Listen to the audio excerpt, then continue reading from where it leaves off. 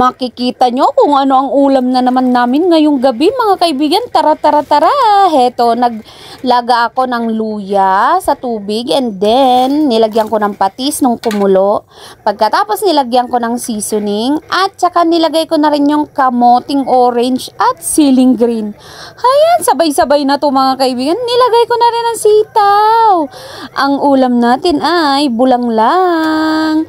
Mas masarap sana kung meron siyang saluyot or malunggay na dahon. Kaya lang, wala. Sabi ganun.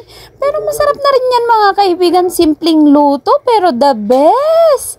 Ayan, alam nyo ba kung ano ang kapartner niyan mga kaibigan? Magugulat kayo. Sabay ganun, titikman ko na nga muna.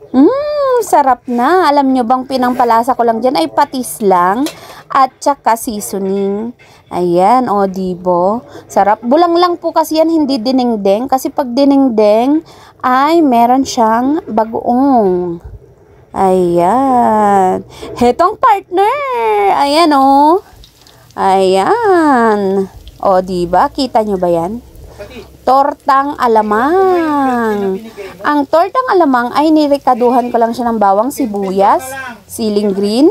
Inislicean ko rin ng konting sitaw, oh, nakita nyo ba? Itlog at saka konting harina. Nilagyan ko rin syempre ng konting asin, pamintang durog at seasoning. Ayan na yung ano, naprito ko na nauna. Syempre hindi ko na makukuhaan lahat kasi sa kakaapuraw ng magluto. Ayan oh. Ayan, kailangan din natin kasing i-edit yan, oh. Tapos, ito pa yung last na salang, mga kaibigan. O, diba? Kinuhanan ko din, syempre, para ano. O, yan na yung ano, nakita nyo kanina, na nauna. Bali, ano po siya, 3 salang na 3-4. O, kita nyo. And then, baliktarin natin. Alam nyo kasi bang kaibigan, kaya medyo matagal po ang kanyang pagluluto ay dahil sa low heat lang ang aking pagluluto. Baka kasi mapabayaan ko bigla na lang masunog ang aking pinipirito. At saka ang hipon kailangan dahan-dahan lang po sa apoy yan. Kasi mga kaibigan, pag hindi mo rin siya pinalutong o pinakrispy, hay tiyak matutusok ka ng tusok ng ano. Alam niyo po yung nguso ng ano, nguso ng hipon na maliliit. Ayan, o di ba? Ayan, golden brown na. And then, heto na. Kinuha ko na lahat, oh. Ayan.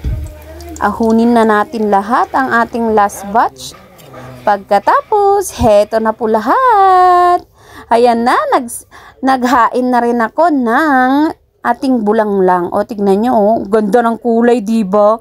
Green na green ang sitaw. Tapos orange ang kamote. Tapos yan na rin yung tortang alamang. O, ano pang inaantay nyo? Tara na't magkainan na. Kain tayo ng hapunan.